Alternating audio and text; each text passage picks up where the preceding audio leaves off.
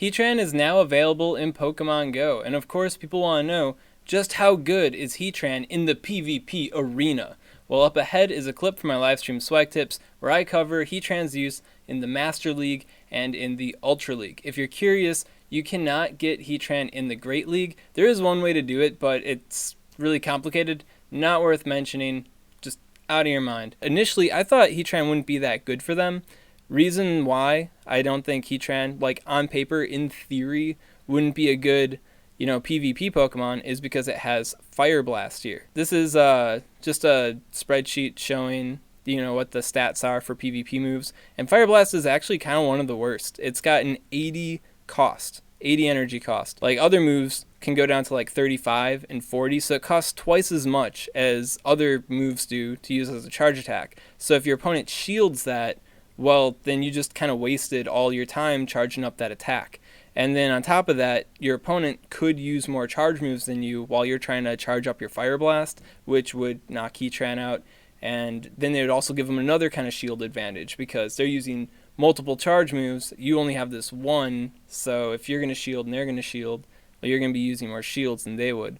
But then when I started running simulations on Heatran, the idea came in my mind, what if Heatran wasn't using Fire Blast all the time? What if it was making use of that Stone Edge, which has a much lower energy cost, or maybe even Iron Head? And then I found that Heatran started coming ahead in a lot of fights, and things got a lot more interesting for Heatran there. So, yeah, and then also coupled with Heatran's massive resistances, going back to this thing, that's also something that comes into play a lot in PvP, because if your opponent can't really damage you, for example, if you use like a ground type against an electric type attacker, you've probably noticed that their charge moves don't even like touch you. Well, that's what it's going to be like for like a bug type, a fairy type, a grass type, an ice type, etc. Fighting Heatran, they're going to barely be able to hurt it. So even if Heatran does have inferior PvP moves, it does have the superior type advantage over a lot of different Pokemon, which helps edge it out in a lot of specific fights. But yeah, so I'm going to go over some of my PvP results with you for Heatran. You guys might have seen this on social media. I posted it to the Sylph Arena and the Sylph Road.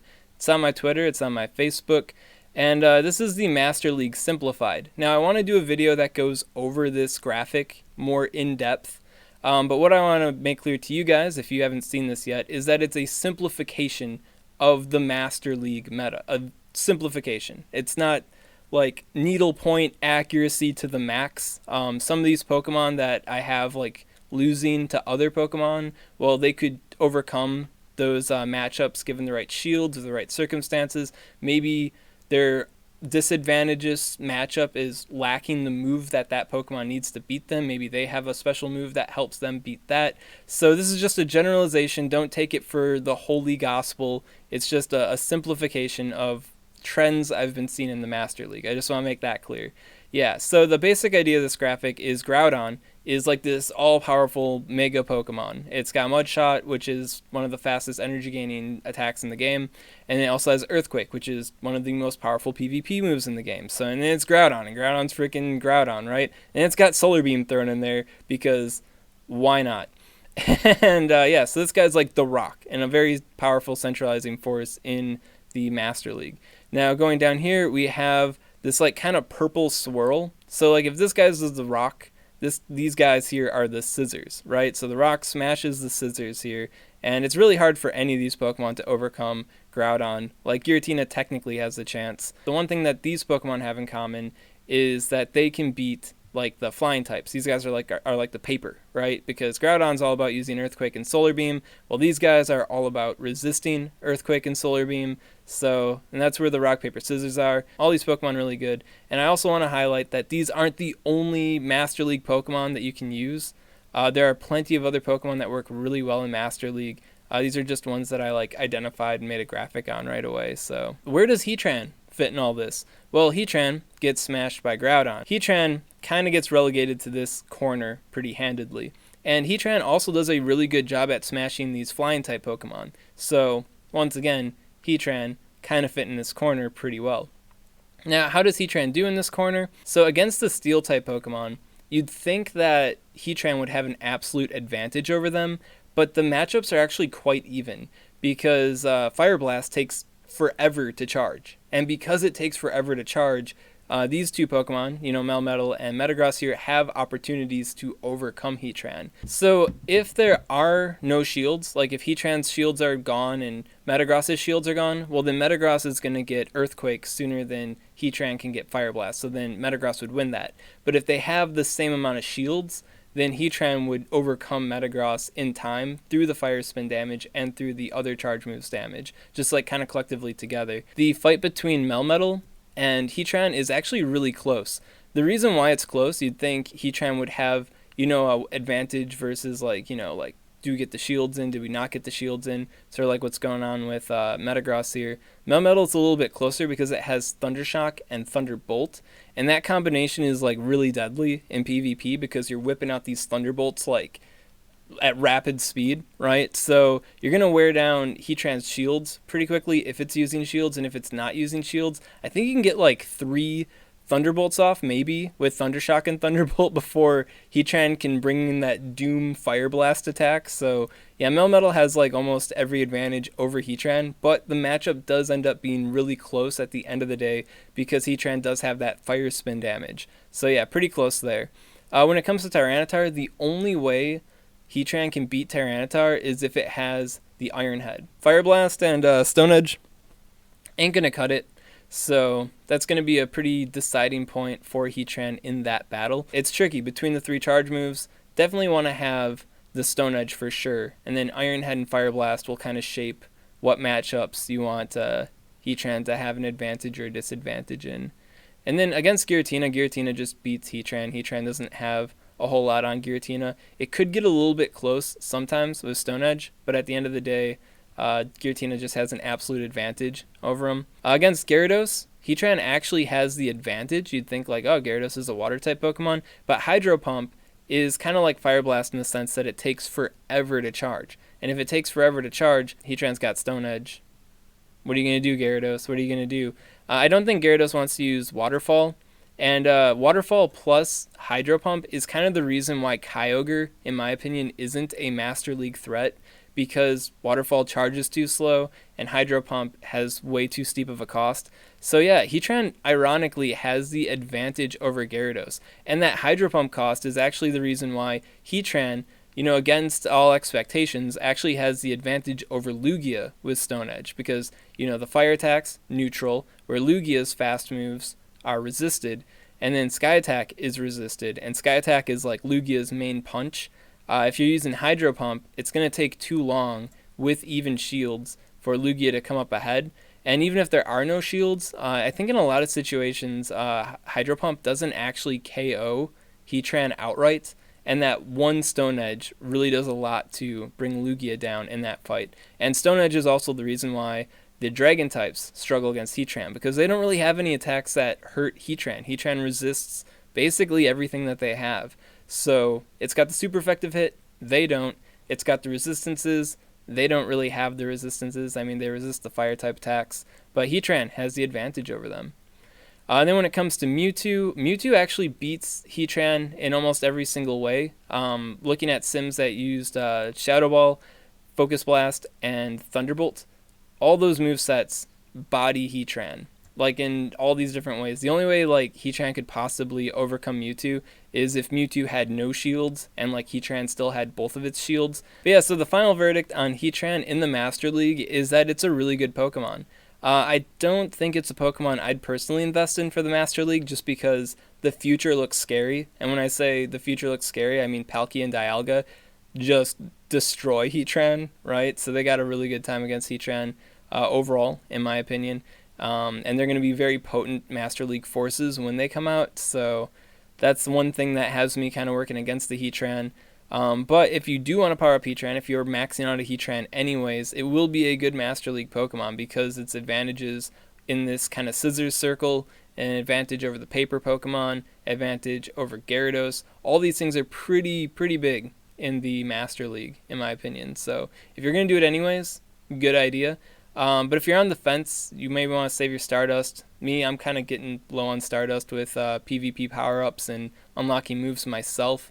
So yeah, I'd say if you're not feeling bougie, I'd say hold off on Heatran. But if you are, Heatran's going to be a very good addition to your Master League team. Now, for us low-level peasants that don't have tons of Stardust and candy to blow on a Heatran, we have the Ultra League, which is a league that Heatran is also quite good in. And I don't have a cool little simplified graphic yet on the Ultra League, but what I do have is this.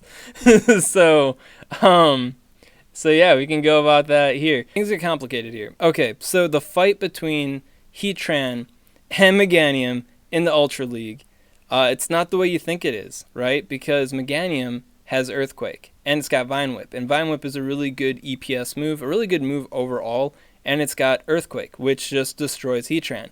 But of course, if Heatran gets that one Fire Blast in, well, then Meganium's going to be kind of cooked. Yeah, so in the time it takes Heatran to do one Fire Blast, Meganium can get Earthquake off like 3 times. So trying to use Fire Blast to your advantage definitely is not going to work out for Heatran.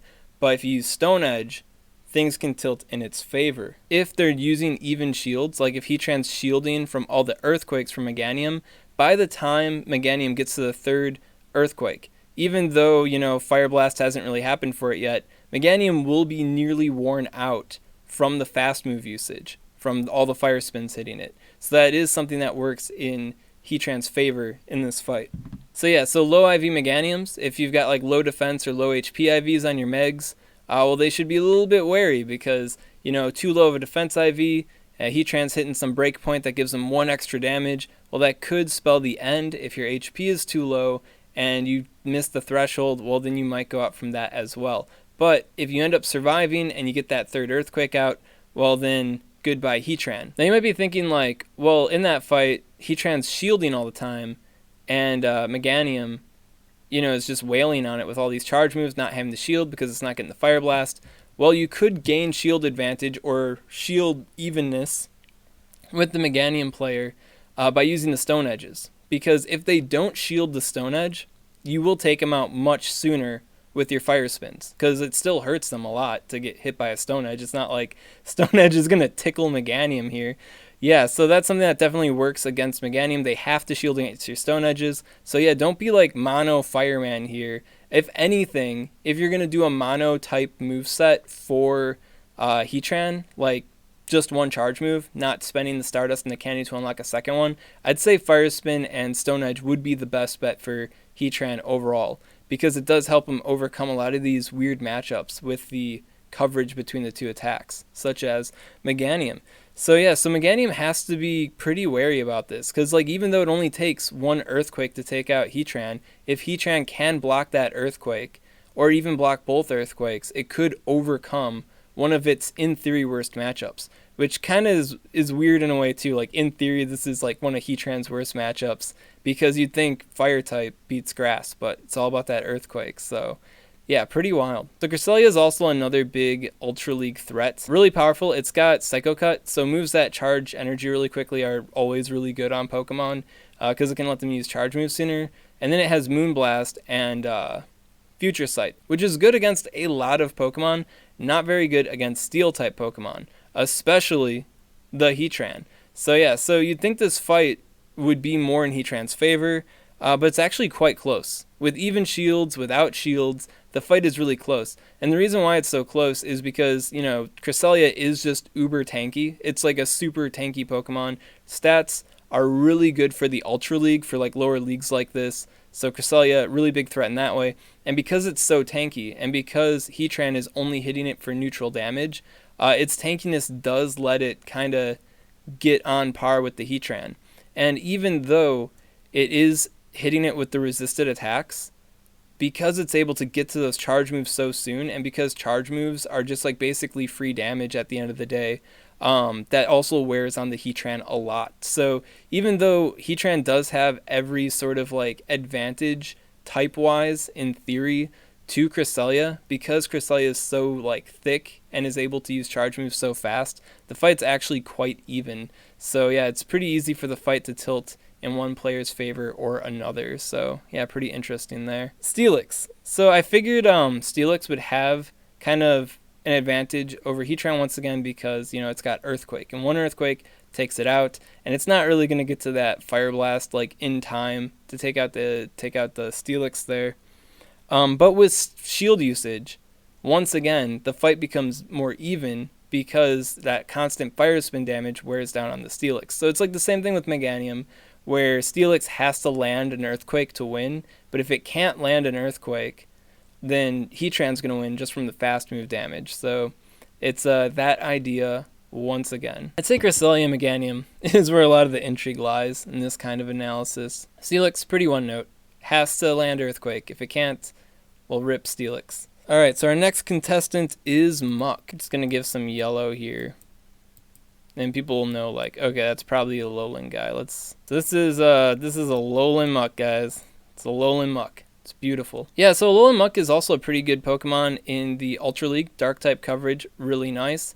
And so I was just curious, like, how their matchup went. No, so Alolan Muck definitely dominates the Heatran with Bite. Bite's just, like, really good. So he's, like, nomming all over Heatran.